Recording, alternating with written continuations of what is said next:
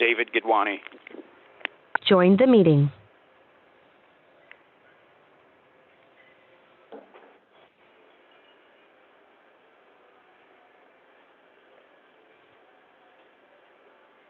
Okay, at this time I'll call the special virtual meeting of the Board of Aldermen to order.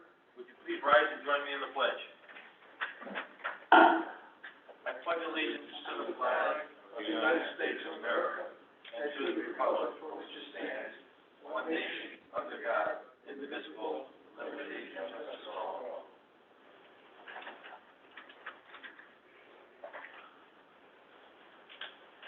Okay, we're going to do a roll call for attendance. John English, present. Eric McPherson, present. Chris Dalmacy. Here. David Gidwani. Present. Stanley Kude. Here. Noreen McGordy. Present. Anthony Simonetti. Present. Bernie Simon. Here. Okay. The first item on the agenda are the minutes for approval. Item 1.1 is a special virtual meeting of May 14th. And item 1.2 is a special virtual meeting of June 5th, 2020. Item 1.1, special virtual meeting, May 14th. Take the reading and approve the minutes of the special virtual meeting, May 14th, 2020. Take it separate. Second. Your motion is made and seconded. Any discussion? All in favor? Aye. Aye. Motion carries. Item 1.2, let the reading and approve the following meeting minutes, the special virtual 2020. Motion is made and seconded. Discussion.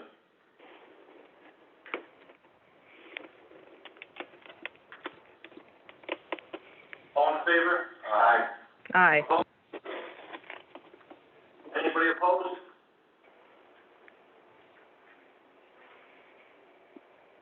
Okay, the motion carries unanimously. 8-0. Dan, did you have something that you want to say with respect to the minutes? Yes, sir. Please come to the podium and state your name and address for the record.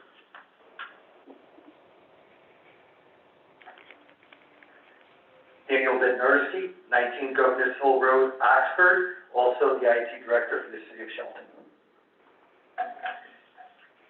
Good morning, Mayor and members of the Board of Aldermen. I would like to address an issue that arose concerning the virtual meeting of the Board of Aldermen on Friday, June 5th, 2020. The issue in question pertained to one alderman's claim that someone at City Hall disconnected him from the virtual meeting before he could cast his vote on the adoption of the proposed budget. There are several issues. There are several departments at City Hall that this alderman could have immediately contacted regarding his concern, including the mayor's office, the clerk of the Board of Aldermen, or IT, to ask what may have happened. This option was not used. Instead, he took to social media claiming that someone had disconnected him. I assure you that this was not the case. He was connected throughout the entire meeting without issue. There is no way I could have known who was on the caller list, as it only displays the last 3 digits of the caller's phone number. Without knowing what number each alderman had called in from, which I assure you I did not, I could not have disconnected, muted, or transferred the calls to the waiting room.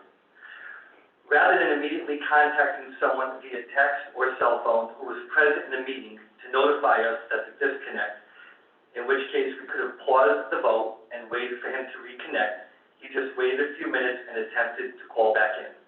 At that time, the meeting had already been adjourned, which is why it would not let him reconnect. It is very concerning that an alderman for the City of Shelton would take to social media and make accusations that are completely false and baseless and have absolutely no evidence or truth to support such a claim. Even though I was not named on the social media post, it is common knowledge that I was the one who was operating the equipment and controlling the virtual portion of the meeting, and therefore I feel personally attacked by these comments. I have provided many years of service to the city as the IT Director and have always conducted business with the utmost dignity and professionalism. I have worked very hard to establish and maintain a reputation and would never do anything to contradict that. I am extremely hurt and disappointed by these baseless accusations, which is why I wanted to address this issue directly. In a world of technology and cellular communications, we rely on our cell carriers to provide excellent service without interruption. This is not always the case. If anyone here claims they have never experienced a dropped call while on their cell phone, I'll tell them they're a liar, or that they do not use their phone very often in multiple locations. Again, I assure you that nothing was done from City Hall to cause this, and I thank you for your time. Okay. Moving forward, item number 2, sidewalk reimbursement on the Howe Avenue on 42 Canal Street, which is the property in front of Inline Plastics. Move to approve the sidewalk reimbursements in an amount of $62,537.40. They payable to Canal Street Properties L2 LLC.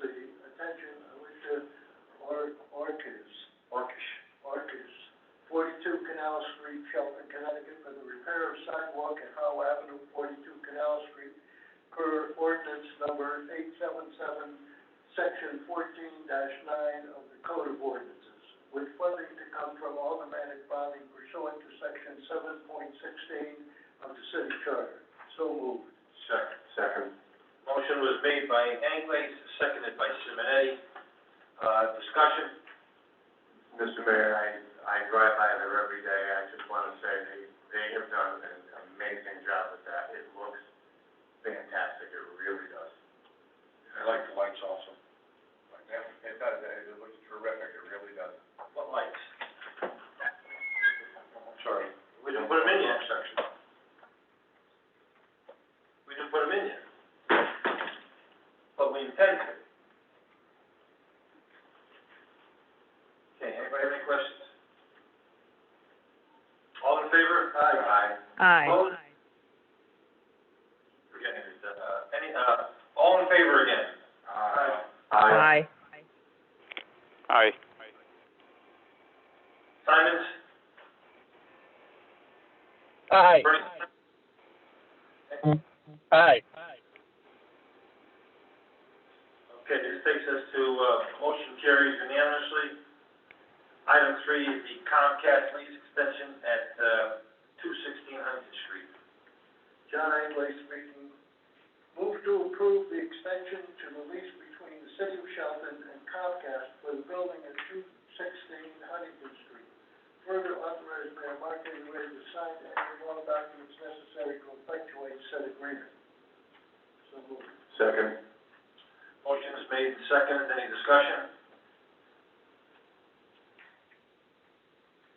This seems to be bringing in a nice piece of change every month to the city. This is the,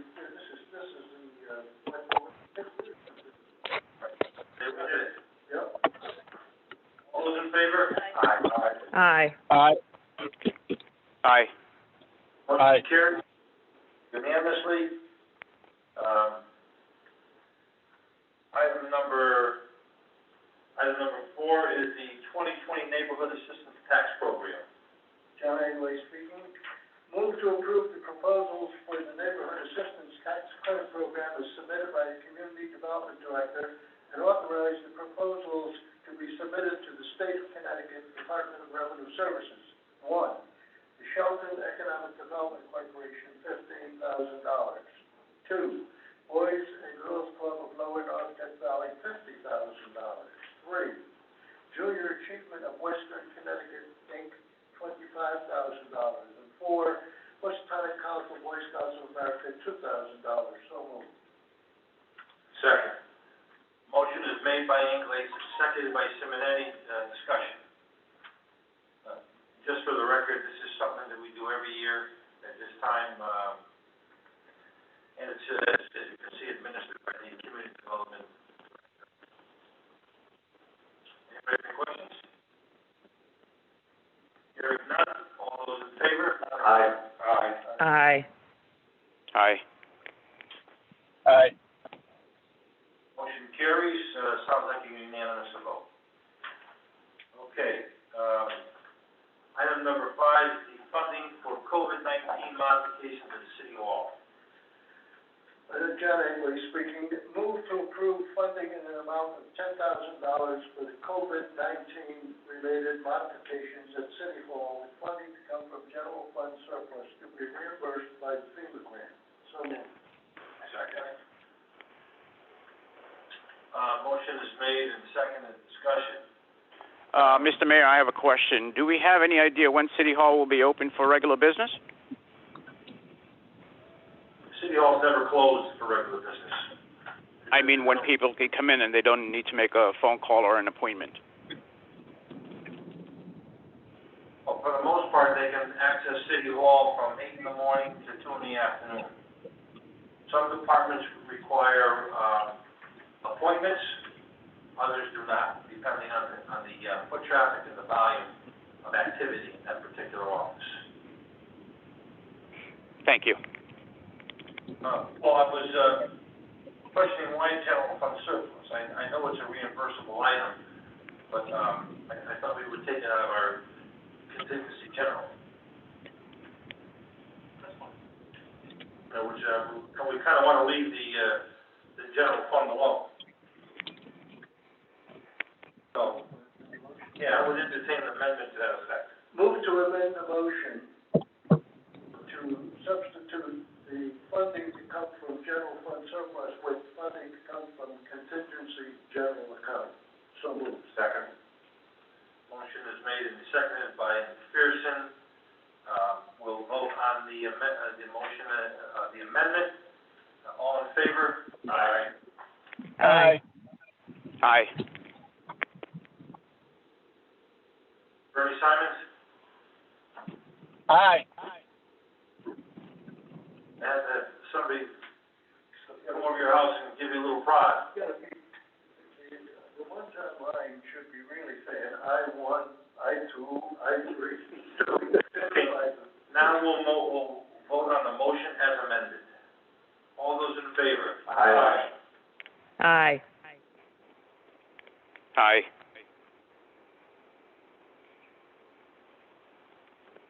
Bernie Simons? Aye. Motion carries unanimously. Okay, item number 6. That's the, No, we voted twice. Okay, item number 6 is the Affordable Housing Plan Technical Assistance Program Grant. This just requires the legislative body to, authorize the filing for a grant from the, Fairfield Community Foundation, I believe. So rather than read the whole entire motion there, I just think that I'll entertain a motion to the effect that, that it's, presented before the board in the description.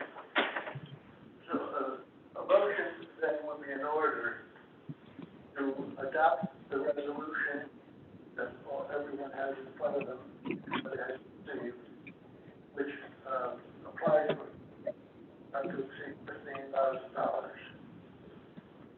So moved. Second. Motion was made by Anglais and seconded by Alderman McPherson.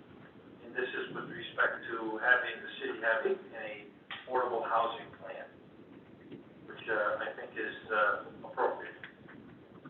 All those in favor? Aye. Aye. Aye. Aye. Aye.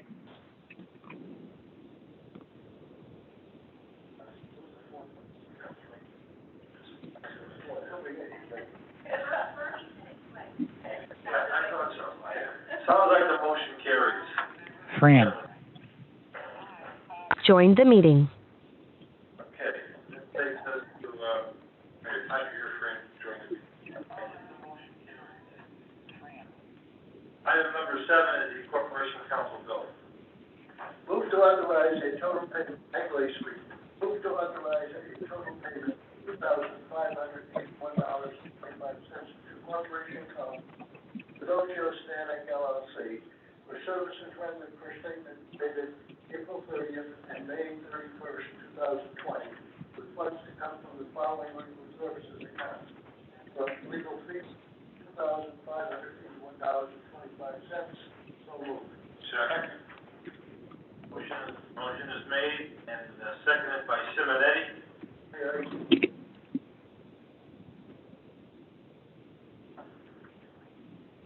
All those in favor?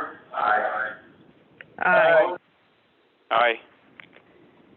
Sounds like the motion carries unanimously. Okay, this takes us to item number 8, the purchase of a used truck, waiver of bid. Anglais speaking, move for the recommendation of the purchasing agent to waive the bidding process for the purchase of a used 2017 GMC pickup truck for the Parks and Recreation Department and Highways and Bridges Department, with funding in an amount of $29,250 to come from automatic bonding pursuant to section 7.16 of the city charter. So moved. Second. Motion is made and seconded. Discussion? As you know, we just purchased a brand-new, GMC vehicle that was, almost twice the price. And we have advocated over the years to buy used vehicles that have low miles, as this one does, and, I just wanted to check the purchase price because as I suspected, the purchase price is wrong. So we'll need a modification on the purchase price. The purchase price is $25,950.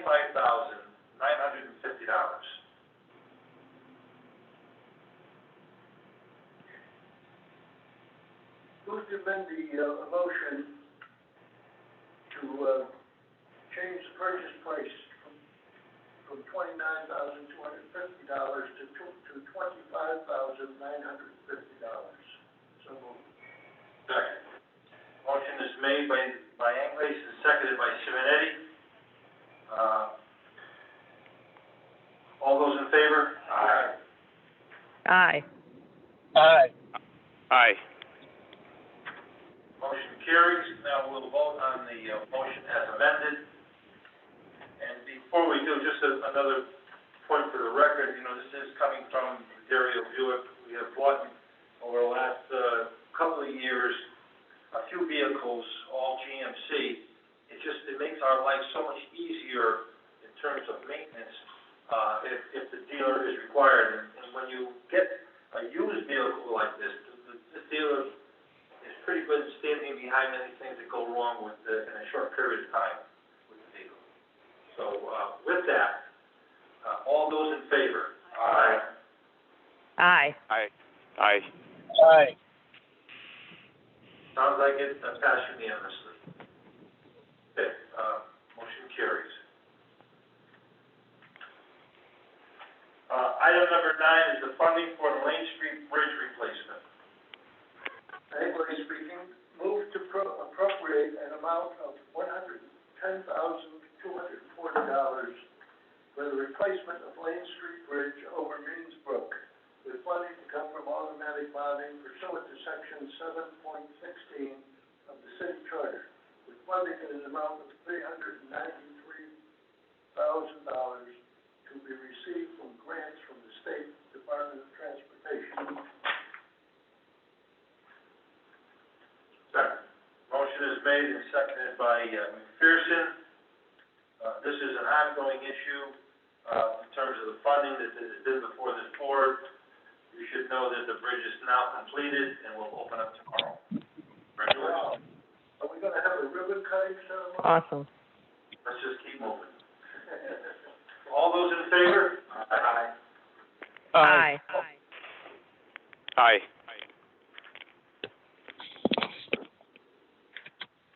Bernie? I said aye first. Okay. Record will be so noted. Sounds like the motion was approved unanimously. Okay. There's no report from me. Item 10. Item number 11, Alderman, is there something you want to say? Well,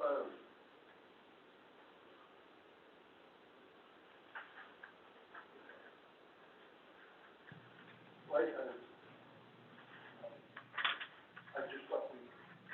I thought we conclude the agenda, and then I would speak, because I'm going to be late. Oh, okay, we can do that. We'll go back to your comments then. Yeah. All right, so this takes us to item number 12, is the appointment to the Water Pollution Control Authority. English speaking, move to appoint the following member to the Water Pollution Control Authority effective immediately. Mr. William Michael, M-I-K-O, unaffiliated, 7 Graylock Way, Shelton, Connecticut. Second. Motion is seconded by Simonetti. Any discussion? All those in favor? Aye. Aye. Aye. Okay, sounds like the, motion carried unanimously. Now, do we need to go into, executive session? No? Wait, do I do that now? Or, Alderman English, if you want to have some comments that you wanted to make, you can feel free to do that. Okay, I want to give the president, and, I spent quite a bit of time, putting this together. A number of questions I've received from my constituents and our constituents, raising questions about our working relationship with the Board of Education. And they've asked, why has there been a contentious relationship with your boards? And my report to you is not intended to lecture nor cast blame. It's intended to put the issues actually in public view so that we clear the air, bury the hatchet, and commence working together for the benefit of all those we are elected to serve. Working together with the Board of Education especially. That's where we need to apply our attention. To understand our disagreements, one must examine a number of fiscal issues over a period of time. Let's start with the Special Education Excess Cost Sharing Program. 5 weeks ago, I submitted to the local newspaper a press release explaining this in detail, but it's never been published. So all the more reason that I've got to bring it out here, because it's the only way that I can get it out to the public so everybody understands in detail and factually what happened. Now, with regard to the Special Education Excess Cost Sharing, the Board of Education filled out their annual budget review statements indicating special education excess cost money would revert to the city of Shelton when received. Then, contrary to their written statement, this isn't the current board, mind you now, this is the previous boards, plural. The Board of Education spent the anticipated special excess cost monies, contrary to their written statement. The auditor called this to the attention of the Board of Education, but they made the same mistake, or did it intentionally, I'm not sure which, in each of the next 2 fiscal years. The auditor increased the severity of his audit comments each year. The city stepped in, and the Board of Education responded with a legal challenge, citing state statutes as their authority, and even filed an ethics complaint against the city auditor. Now, spending the special education excess cost reimbursement is tantamount to spending in excess of the budget allocated to the Board of Education and violates the city charter. Let that be clear. Given the lack of progress to resolve this issue, the Board of Aldermen voted to sue the Board of Education. That case is still pending. Subsequently, the State of Connecticut Board of Education Office of Internal Audit, commonly known as OIA, was assigned to audit this issue. The OIA came to Shelton and audited the city and the Board of Education books. They issued a January 2020 finding indicating that the Board of Education special education excess costs were submitted to the city as incurred and paid by the city on a pay-as-you-go basis. Therefore, the Board of Education had no special education accounts payable at year end, and the entity to be reimbursed was the city. As of June 30th, 2019, the city auditor determined that the Board of Education exceeded their allocated budget over those 3 years by $3.1 million, which they spent in error, and he wrote it off as a bad debt.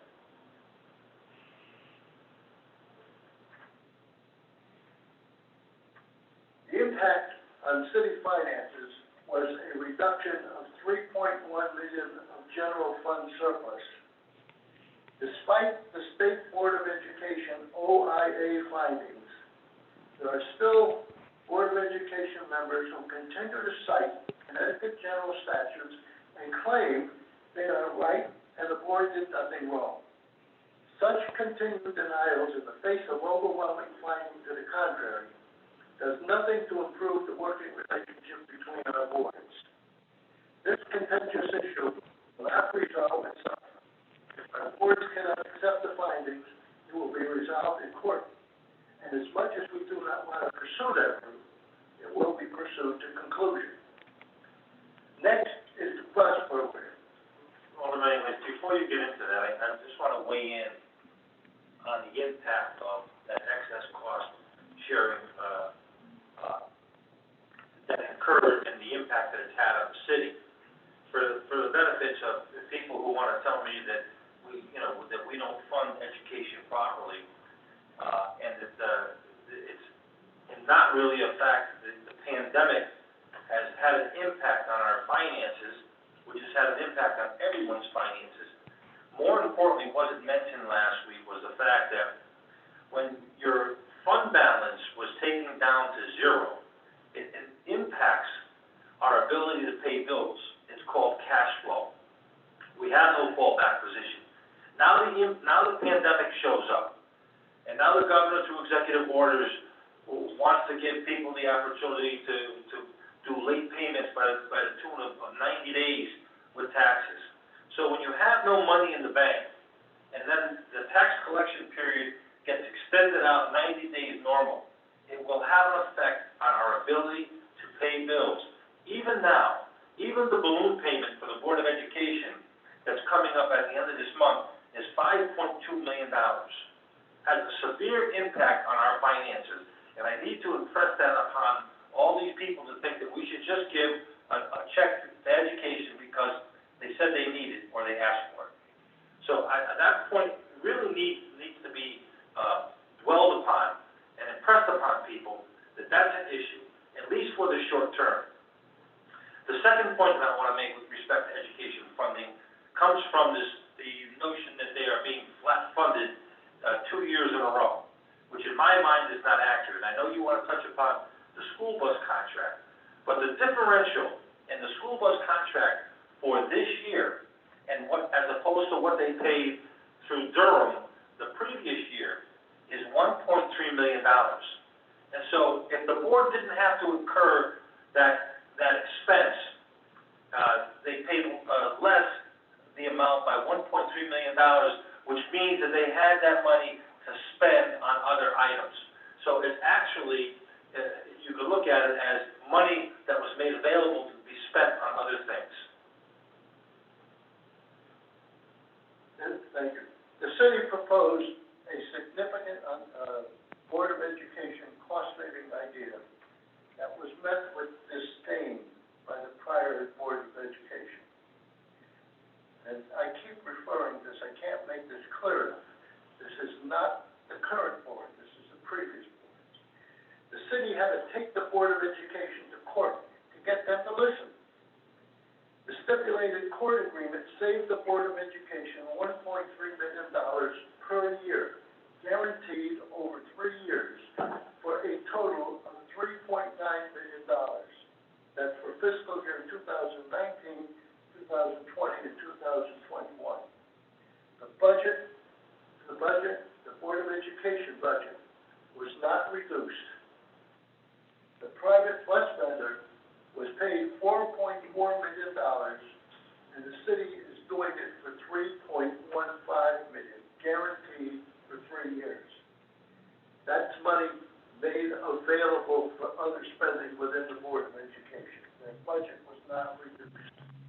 And the city fiscal authority, the Board of Aldermen pointed out that saving the Board of Education $1.3 million per year is tantamount to increasing their budget by $1.3 million. This fact is still denied by some Board of Education members. Board of Education cost savings ideas developed by the city are still not acknowledged by some members also.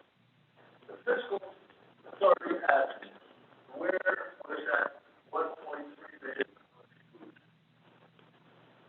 It wasn't used for Chromebooks, wasn't used for technology, and it wasn't used for student supplies.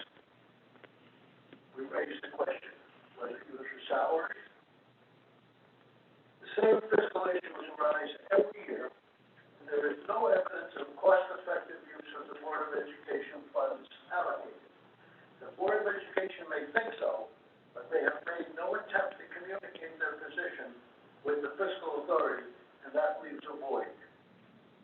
That is a major reason why a contentious relationship exists. I also point out that major Board of Education cost savings ideas have pretty much emanated from the city. Some have worked well and resulted in savings. In addition, some new programs, such as pre-K, have been funded by the city and show educational progress. We are optimistic that the new Board of Education leadership will be more receptive to cost savings ideas offered and even come up with some of their own. We hope to create a continued receptive Board of Aldermen, Board of Education, mayoral leadership relationship to help implement cost savings, new student programs, and technology innovations. Now let's talk technology. Last year, the Board of Education did not submit a 6-year capital improvement plan.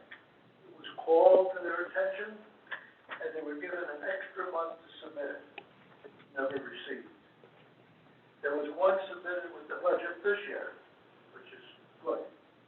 During budget discussions back in 2018, the Board of Education was asked to submit a Chromebook student measurement plan. They had none in place.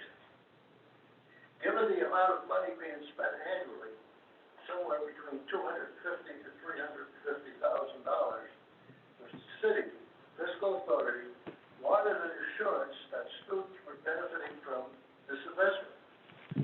Fiscal authority also wanted to reconcile the cost expected after 4 years in the program. We anticipated that the end result would double that. Given use breakdown, the need to then populate 5th grade and replace the freshman Chromebooks due to obsolescence. Again, the Board of Ed has no plan in place. They ask for money, but fail to convince the fiscal authority of the results to be achieved. It is not reasonable nor realistic to expect funding without supporting and convincing documentation. However, I would note that despite these perceived shortcomings, the Board of Aldermen, based on the mayor's recommendation, did appropriate $158,000 this year for Chromebooks. Here again, the city has taken the initiative to recommend to Charter Revision Commission the formation of a citywide technology committee. Historically, such a committee provided technology oversight throughout our community and made great progress. We are hoping to hear that the new Board of Education will lend its support to this suggestion, and we believe that there are many ways for the city to build upon our joint and cooperative technology efforts with our students and constituents being the beneficiaries.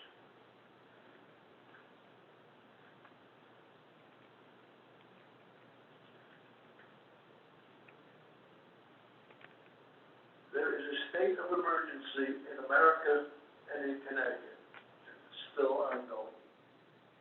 Most would agree that the Connecticut and American economy has been hit hard.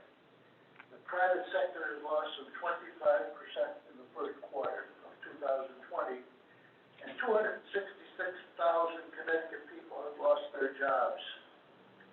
Given the impact of COVID-19, many local businesses and investors are losing their lifetime investments, and many may not reopen their doors.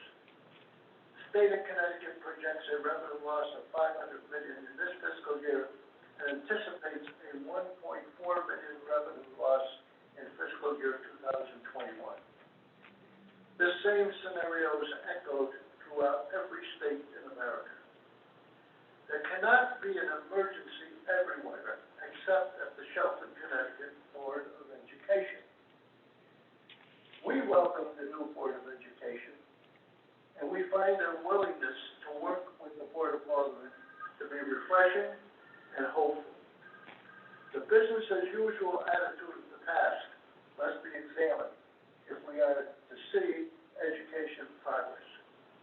The governor has ordered that everyone connected with education be fully compensated during this COVID-19 emergency, from the administrators to the custodians and even those who provide transportation. What makes education better than all others? Doctors, nurses, and medical staff, who all work without guarantees while being exposed to this deadly virus. Hospitals are losing their shirts. Businesses are on the brink of disaster. City and state employees receive no special consideration. Just come to work and do it.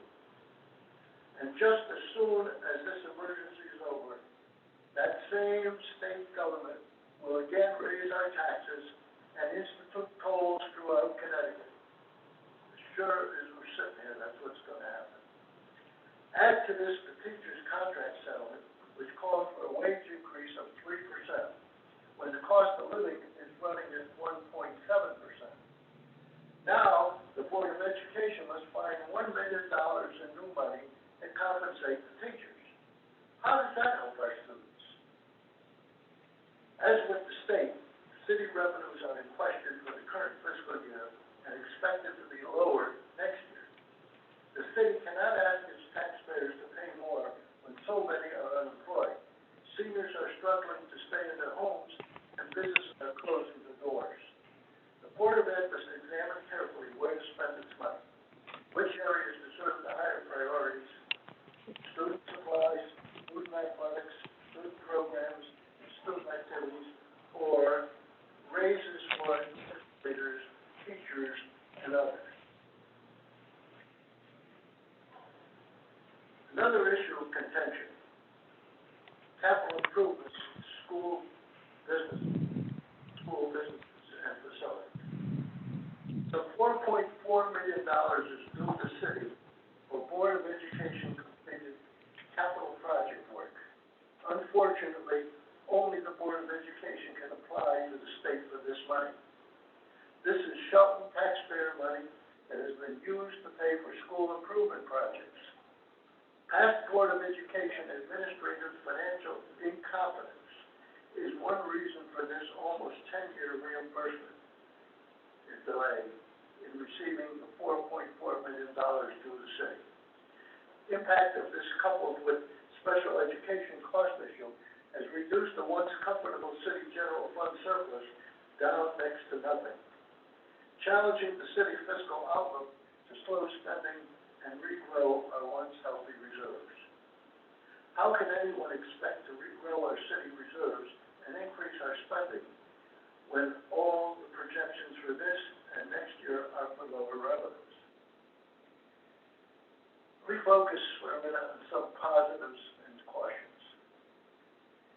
The Office of Independent Audit has outlined areas in need of city and Board of Education cooperation. Since December 2019, with the arrival of Dick Belden, those areas are being addressed, but they are daunting, and we all agree it will take time. On the city side, we welcome Mr. Belton's professionalism, experience, and knowledge. He has our support and cooperation, and that is a major step forward. The COVID-19 pandemic has made it more difficult for our boards to meet and talk in person, but we are working to find ways to circumvent those challenges.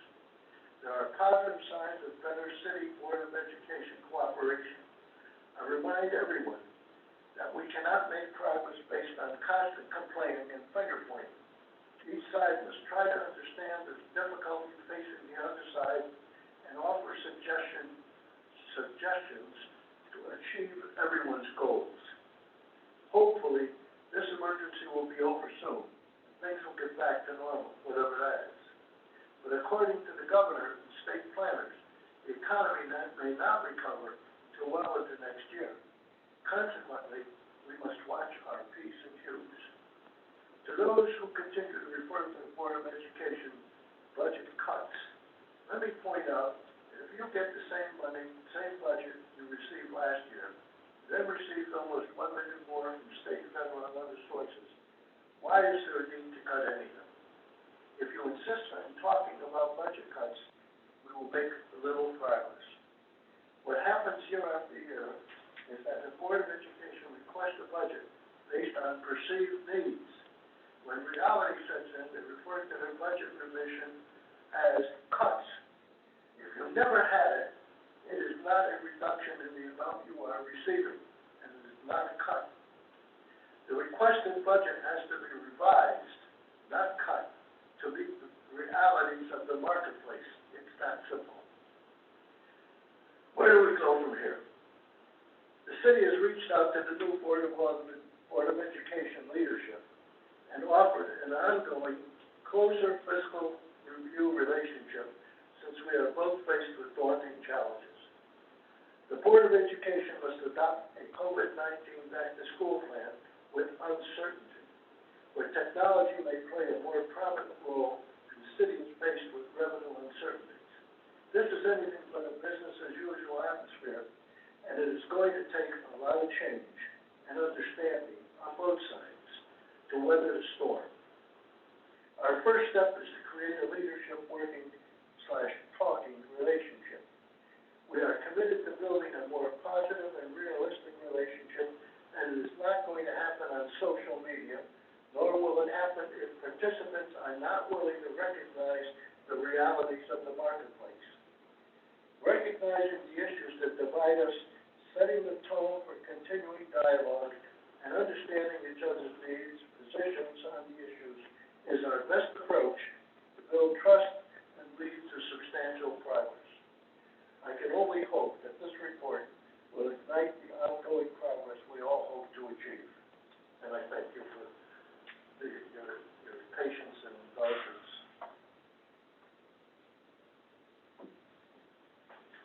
I think we lost the mayor.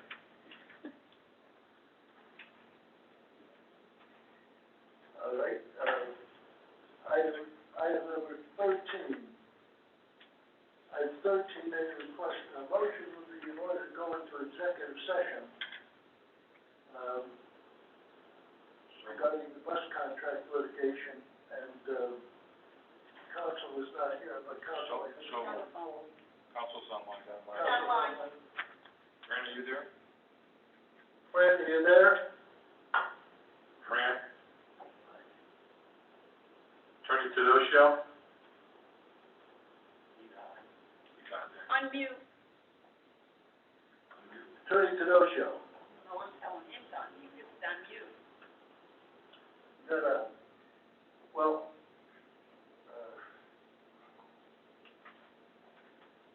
You have his phone number, you can call him. let's take a 5-minute recess. Let's take a 5-minute recess, see if we can get him on the phone. That's what we do. Second. All right. Mr. President, can I say something? This is Alderman Gidwani. Alderman Gidwani would like to say something, he asked me permission. Yes, Mike, go ahead. Thank you for taking a minute to listen to what I have to say. Since we are taking a break today because counsel is not online or on the phone, why wasn't a break taken last week when it was time to vote to see if somebody could reach out to me and call me. We're doing it for council, but we don't do it for an alderman when you call his name? Alderman, Kinwani, this is not last week's meeting. I can't answer your question. Well, you're taking a 5-minute recess because Fran's not on the phone line, but when I was not on the phone line, there was no 5-minute break, or nobody even suggested to, hey, let's reach out to Gidwani, see if we can call him, who has his number. All of you have my number. The same thing can be said. Why didn't Gidwani call us? I did call back, and I reached out to you, sir.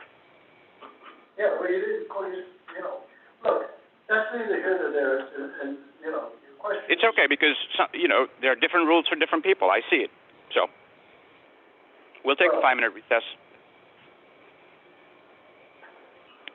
I don't particularly like your comments, but you're entitled to make them. You don't have to like my comments. I'm not here. This is not a contest of people liking me or not liking me. I have been elected by people, and I'm doing my job. I just asked you a simple question. If you are willing to take a 5-minute recess today, why wasn't a 5-minute recess taken last week? That's a simple question.